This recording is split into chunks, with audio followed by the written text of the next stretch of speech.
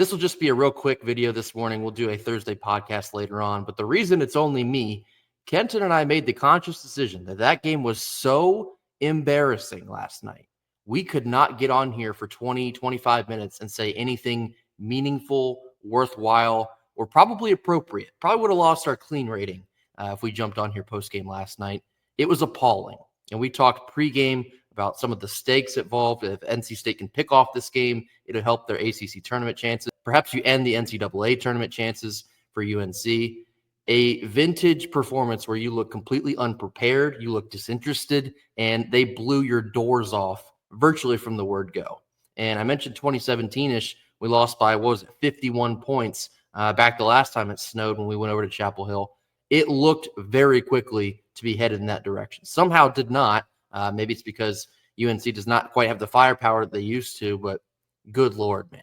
I mean, this was so unbelievably embarrassing. And I think one of the most interesting parts, and not just myself, but probably many Wolfpack fans near and far feel the same way, when you really can't even get yourself to be upset about a loss as bad as this one, that's how you know the milk has soured.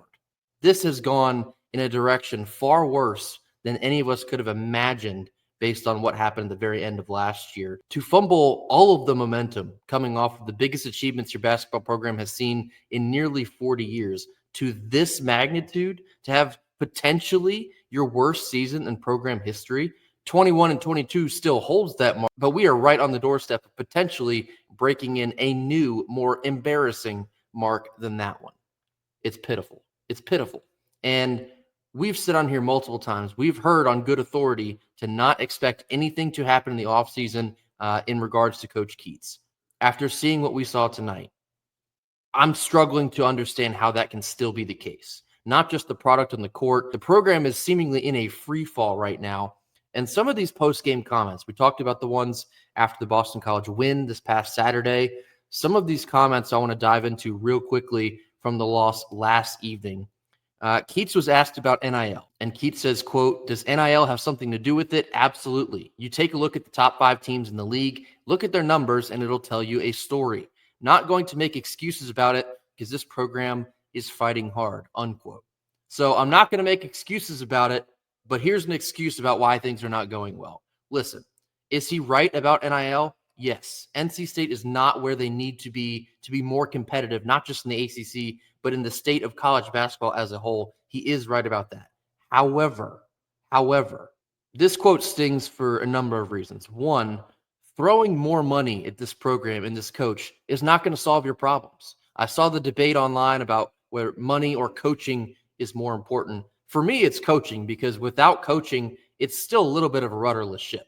More money will always get you more talent. It will get your foot in the door of higher levels of success, but you have to have the coaching to match that. You have to have the coaching to maximize the potential of that supposed higher levels of talent to then make it all work. Throwing more money at this coach right now that's sitting in Raleigh and this program would not solve some of the things that we're seeing this year. It would not solve the fact that Keats has struggled pretty much every season, but this season especially, establishing effective lineups. It would not solve the fact that we routinely look disinterested in big games, such as this one. We get blown out, and it's just a hapless feeling of, what did we even expect to happen tonight? Keats is essentially saying, well, if I had more money, these players wouldn't be my players. I'd have a better team with better players. Telling that publicly to your team now, after the way this season has gone, I don't know how your players are still going to keep fighting for you. You just told the press after this game that if things were different and your pockets were a little bit deeper, you would have got out and got better players, not the ones that are currently playing under you. That's a tough look. Maybe it's me. That's a tough look. When you're fighting to get back into the ACC tournament, and that leads me to the next quote here in just a second, when you set a new goal and now your coach is saying, yeah, we're just not good, and if I had more money, perhaps it would be better. In that context, this next quote saying, it's hard to put added pressure on a team that is losing. It's not motivation for them knowing that not all 18 teams make the league tournament. We have to stay in the moment and locked in. If it's not added motivation, then what are we doing? You just said less than a week ago, your new goal is to make it into the ACC tournament. If that is an added motivation, the embarrassment of missing the ACC tournament. What are we doing? Just pack it up then. You might as well quit if you don't have any motivation to pull yourself out of the pit that you are sitting in.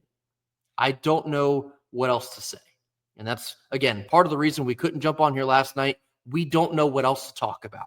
The roster is cooked. It was cooked. We saw this way back in December. We had issues with the rotations. We had issues with the player production. The fact of the matter is this team is just not good enough. They're not good enough to compete in the ACC. Sadly, they're not really good enough to compete in many leagues across the country.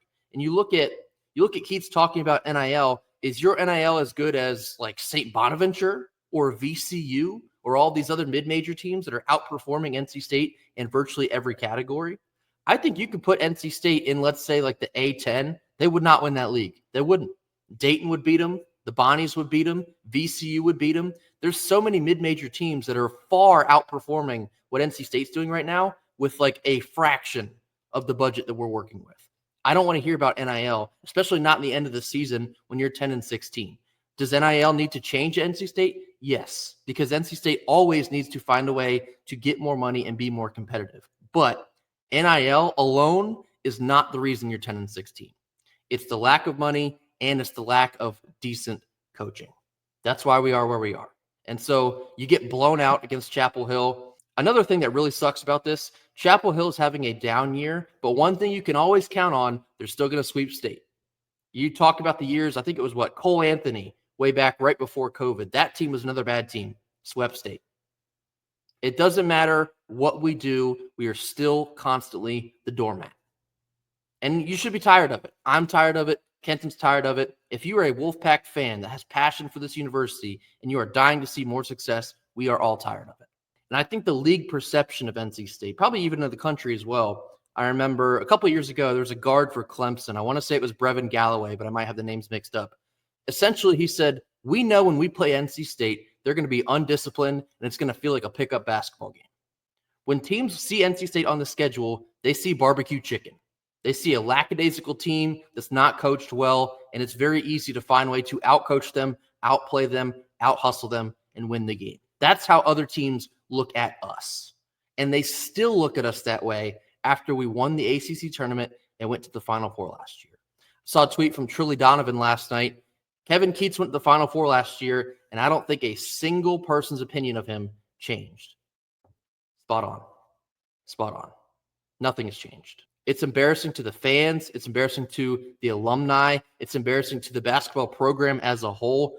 We're on the precipice, like I said, potentially the worst season in school history. And if it's not the worst, it'll be the second worst. And guess who set that mark just a couple of years ago? The very same coach. It's embarrassing. Again, that's all I have for now. Not much else to say. The team is just not any good this year. The talent is just not good enough. The roster was not well constructed. We all know how you get there. I'll lay it right there for now. Again, we'll do a longer actual podcast episode later on Thursday, but just wanted to get something out. I'm sure many of you are feeling the exact same way, possibly worse. I've seen the multitude of opinions scattered out online, as it always is, after a 24-point drubbing in Chapel Hill. Yeah, we all know how that goes. We'll see y'all again later today, but embarrassing. It's embarrassing right now. See y'all later.